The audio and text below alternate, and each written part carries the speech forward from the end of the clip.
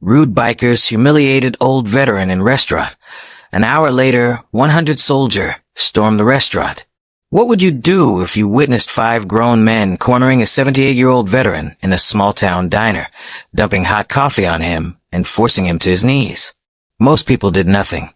But one young soldier's decision to hit record on his phone would unleash a chain of events that nobody in that restaurant could have imagined. By the end of that afternoon, the entire town would witness something that would be talked about for generations. Before we continue, if you are new to this channel, please share your city in the comment section. And remember to like and subscribe so you don't miss the rest of the story. Now let's continue. The lunch rush at Sally's diner was winding down when it happened. George, a soft-spoken Vietnam veteran, sat in his usual corner booth, the one with the faded red cushions and the best view of Main Street. He'd been coming here every Tuesday for 15 years, always ordering the same thing: meatloaf, mashed potatoes, and black coffee. His weather hands trembled slightly as he lifted his cup, not from fear or old age, but from memories that sometimes surfaced without warning. The Purple Heart tucked in his wallet and the faded airborne tattoo on his forearm were the only hints of his past that he carried with him. The bell above the door chimed, but this time it wasn't the gentle ring of a regular customer. 5 motorcycles had just pulled up outside, their engines rumbling like thunder. Through the window, George watched the riders dismount. They wore leather jackets with patches he couldn't quite make out, and they moved with the swagger of men who were used to getting their way. The leader pushed through the door first. He was built like a linebacker, with arms thick as tree trunks and a beard that reached his chest. His eyes scanned the diner like a predator surveying territory. Behind him, 4 more bikers filed in, each one looking meaner than the last. "Afternoon, gentlemen." Betty, the head waitress, said cheerfully. She'd been working at Sally's for 20 years and had seen all types. "Sit anywhere you'd like." The leader, who his friends called Bull, ignored her. His eyes had locked onto George's booth. It was the best seat in the house, spacious and private, with windows on 2 sides. "That's our table," Bull announced, his voice carrying across the diner. George looked up from his coffee. "Excuse me. You heard me, old man. That's where we sit. Every time we come through town, that's our table." "I've never seen you before," George said calmly, "and I've been sitting here every Tuesday for 15 years. The diner grew quiet. The few remaining customers stopped eating. Betty froze with a coffee pot in her hand. Even the cook peered out from the kitchen window. Bull took 3 heavy steps toward George's booth. His boots made the old floorboards creak. "I don't care if you've been sitting there since the Stone Age. Move." George set down his coffee cup carefully. "Son, there are plenty of other tables. I'm nearly finished anyway. Why don't you gentlemen take a seat elsewhere, and I'll be out of your way in 20 minutes. 20 minutes? One of the other bikers laughed. He was thin and wiry, with a snake tattoo crawling up his neck. "We don't wait 20 seconds for nobody." Bull leaned over the table, his shadow falling across George's plate. "I'm going to count to 5. If you're not moving by then, we're going to have a problem." "I've had problems before," George said quietly. "Real problems. In places you've probably never heard of. This isn't a problem. This is just a misunderstanding." 1. Bull started counting. George took another sip of his coffee. 2. Betty stepped forward. "Please, there's no need for trouble. I can set you up at that nice big table by the window." 3. Bull continued, ignoring her. George noticed something in the corner of his eye. A young man in civilian clothes was holding up his phone, recording everything. Their eyes met briefly, and George saw the recognition there. The young man had noticed George's veteran cap, sitting on the booth beside him. 4. George sighed and started to slide out of the booth. Not from fear, but because he'd learned long ago that some battles weren't worth fighting. But as he moved, his hip seized up, an old injury from a helicopter crash in 1969. He grimaced and fell back into his seat. 5. Bull's hand shot out and grabbed George's coffee cup. In one swift motion, he dumped the hot contents onto George's lap. The liquid soaked through his pants as George bit back a cry of pain. "How's that for a problem, Grandpa?" The other bikers laughed. One of them swept his arm across George's table, sending his plate crashing to the floor. Meatloaf and mashed potatoes splattered across the linoleum. "Please," Betty pleaded. "He's just an old man. Leave him alone." Bull turned on her. "You want some too, sweetheart." George struggled to his feet, coffee dripping from his clothes. "Your issue is with me. Leave her out of it." "Look at that, boys. Grandpa thinks he's a hero."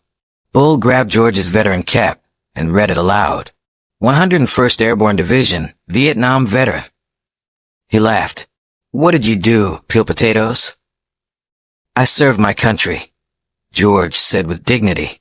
Bull threw the cap across the diner like a frisbee. It landed near the entrance, the eagle insignia face down on the dirty floor. "Your country doesn't mean nothing here, old man. This is our world now."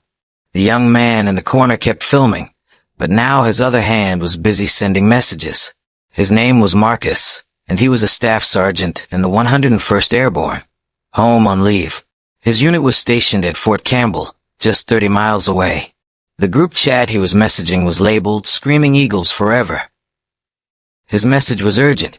"Vietnam vet from our unit being assaulted at Sally's Diner on Main. Need backup ASAP.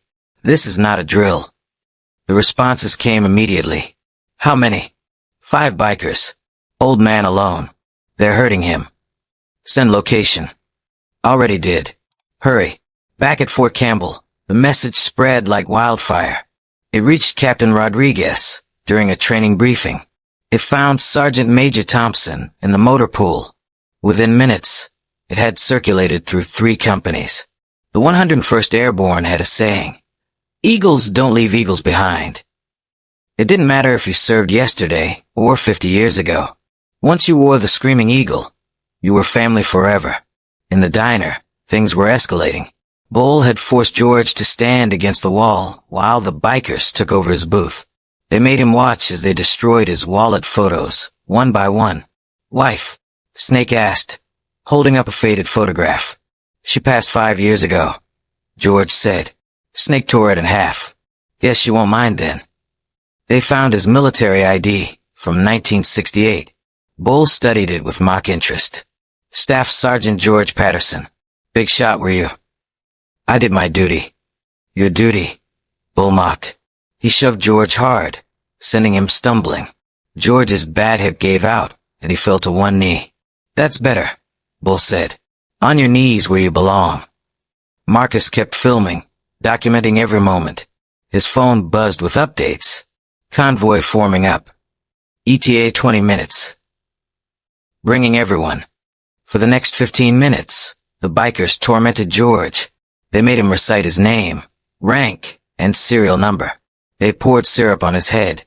They forced him to do push-ups until his arms shook and collapsed. Through it all, George maintained his composure. When they demanded he beg for mercy, he simply said, "I've never begged anyone for anything, and I won't start now." This only made Bull angrier. He grabbed George by the collar and dragged him to the center of the diner. "Everyone watch. This is what happens to people who don't show respect." That's when they heard it. A distant rumble, growing louder by the second. Not motorcycles, something bigger.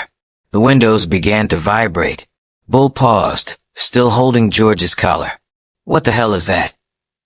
Through the windows, they saw the first vehicle, a military Humvee turning onto Main Street. Behind it another, and another, and behind those, buses. Military buses full of soldiers. The convoy filled the street. Vehicles pulled into the parking lot, surrounding the motorcycles. Soldiers poured out in perfect formation, their boots hitting the pavement in synchronized thunder. They weren't in full combat gear, but they didn't need to be. These were soldiers of the 101st Airborne, and they moved with the precision of a unit that had seen real combat. Within seconds, they had formed ranks in front of the diner. Captain Rodriguez stood at the front, his face carved from stone. Beside him stood Sergeant Major Thompson, a man who had served 3 tours in Afghanistan and looked like he could bench press a small car. The captain's voice carried clear and strong. I understand someone here has been disrespecting a brother. Inside the diner, the bikers had gone pale. Bull released George's collar and stepped back. Snake and the others clustered together, suddenly looking very small. The captain entered first, followed by the sergeant major and 6 other soldiers. The rest maintained formation outside. There had to be at least 100 of them. Rodriguez's eyes found George immediately. The old veteran was struggling to stand, syrup in his hair, coffee stains on his pants, dignity intact despite everything. "Sergeant Patterson," the captain said formally. "I'm Captain Rodriguez, 3rd Brigade, 101st Airborne. We're here to assist." George's eyes filled with tears. He tried to salute, but his arms shook too badly. "At ease, Sergeant," Rodriguez said gently. Then his voice hardened as he turned to the bikers. "You gentlemen have assaulted a decorated veteran of the United States Army. A man who earned 2 Bronze Stars and 3 Purple Hearts, defending your freedom to ride those motorcycles." Bull tried to speak. "We didn't know." "Silence." The sergeant major's voice was like a cannon blast. "You will speak when spoken to." Rodriguez continued. "Sergeant Patterson served with distinction in the Ashau Valley. He pulled 3 wounded men from a burning helicopter under enemy fire. He spent 6 months in a VA hospital learning to walk again, and you made him crawl." The bikers said nothing. "Marcus," the captain called. The young soldier stepped forward with his phone. "Show me." For the next 5 minutes, they watched the video. Every insult, every assault, every moment of humiliation. The soldiers' faces grew darker with each passing second. When it finished, Rodriguez turned back to the bikers. "You have 2 choices. Option 1, we call the police. You're arrested for assault, battery, and theft. With this video evidence and 100 witnesses, you'll serve time." Bull swallowed hard. "What's option 2? "Option 2. You make this right. Starting now." The captain nodded to his men. 2 soldiers gently helped George to his booth. They brought him towels and water. Betty hurried over with fresh coffee and a new meal. "Now," Rodriguez addressed the bikers, "you will clean up the mess you made. Every piece of food, every drop of coffee." The bikers looked at each other uncertainly. "Now," Thompson barked. They scrambled for napkins and began cleaning. Snake got on his hands and knees to wipe up the mashed potatoes. Bull picked up the broken dishes. "When you're done," Rodriguez continued, "you will apologize to Sergeant Patterson. Properly, the way men apologize to heroes." It took them 10 minutes to clean. When they finished, Rodriguez pointed to the floor in front of George's booth. One by one, the bikers knelt. Bull spoke first, his voice barely a whisper. "I'm sorry, sir. I'm sorry for disrespecting you and your service." Each biker apologized in turn. George listened quietly, then spoke. "I forgive you. But I want you to understand something. This uniform, these medals, they're not just mine. They represent every soldier who didn't come home. When you disrespect a veteran, you disrespect their sacrifice." Rodriguez wasn't finished. "There's one more thing." He pointed to George's cap, still lying by the door. "You will retrieve that cover and return it properly." Bull walked over and picked up the cap. He brushed it off carefully and carried it back to George with both hands, like an offering. "Your cover, Sergeant." George accepted it with a nod. "Now," Rodriguez said, "you will leave. You will never return to this establishment. And if I hear of you harassing any veteran anywhere ever again, we will finish this conversation under less pleasant circumstances." The bikers filed out quickly, not daring to look back. They started their motorcycles and rode away, the sound of their engines fading into the distance. The diner erupted in applause. Soldiers shook George's hand, thanking him for his service, sharing their own stories. The old veteran was overwhelmed, tears flowing freely now. "How?" he asked Marcus. "How did you know to call them?" Marcus smiled. "I saw your cap, recognized the unit insignia. Once airborne, always airborne. We don't leave our brothers behind." For the next hour, Sally's Diner became a celebration of military brotherhood. Soldiers ordered food, tipped generously, and filled the air with laughter and stories. George sat in his booth like a king, surrounded by 3 generations of warriors. Captain Rodriguez sat across from him. "Sergeant, I need you to know something. What you did today, standing your ground, maintaining your bearing under assault, that's what we try to teach these young soldiers. You showed them what real courage looks like." "I was just stubborn," George said modestly. "No," Rodriguez replied. "You were a soldier. You still are." As the afternoon wore on, the soldiers prepared to leave. They formed up outside the diner one last time. George stood at the window watching. "Company attention," Rodriguez commanded. 100 soldiers snapped to attention. Present arms. 100 hands rose in perfect salute. George, standing as straight as his injured body allowed, returned the salute. For a moment, time seemed to stop. Past and present, old warriors and new, united in a gesture of mutual respect. "Screaming Eagles," Rodriguez called. "Air assault," the soldiers responded, their voices shaking the windows. As the convoy departed, George returned to his booth. Betty brought him fresh coffee and pie, refusing his money. Other customers approached to shake his hand, some apologizing for not intervening. "I should have done something," one man said. George shook his head. "Sometimes the best thing to do is bear witness." That young man with the phone did exactly right. Word of what happened spread quickly through the town and beyond. The video Marcus recorded went viral, not the humiliation parts, but the moment when 100 soldiers stood to honor one old veteran. Bull and his crew were never seen in town again. Some say they disbanded their club, too ashamed to ride together. Others say they learned from the experience and became advocates for veteran causes. George didn't care either way. He'd forgiven them, and that was enough. Sally's Diner became something of a landmark after that day. Veterans from all over would stop by to sit in George's booth, to hear the story, to be part of something bigger than themselves. They put up a plaque that read, "This booth honors all who served. George's table, where courage never ages." George continued his Tuesday tradition, but now he was never alone. Sometimes Marcus would join him. Other times, soldiers from Fort Campbell would stop by. The booth became a gathering place for warriors of all ages. And George, he carried himself a little straighter after that day. Not from pride, but from a knowledge that the brotherhood he'd found in a jungle 50 years ago was still alive, still strong, still ready to answer the call. Because that's what brothers do. They stand up for each other. They show up when needed. They remember that some bonds are forged in fire and last forever.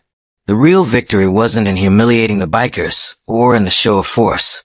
It was in proving that honor, respect, and brotherhood transcend generations. It was in showing that a soldier never truly stands alone. What would you have done if you were in that diner? Would you have stood up for George? Or would you have stayed silent like the other customers? And isn't it amazing how one act of courage from Marcus, simply recording the incident, led to such a powerful display of military brotherhood? If this story touched your heart, if it reminded you of the importance of standing up for what's right and honoring those who served, please subscribe to Beyond Yesterday YouTube channel. We share more incredible stories of courage, brotherhood, and the unbreakable bonds that connect us all. Hit that subscribe button and join our community where every story celebrates the best of humanity.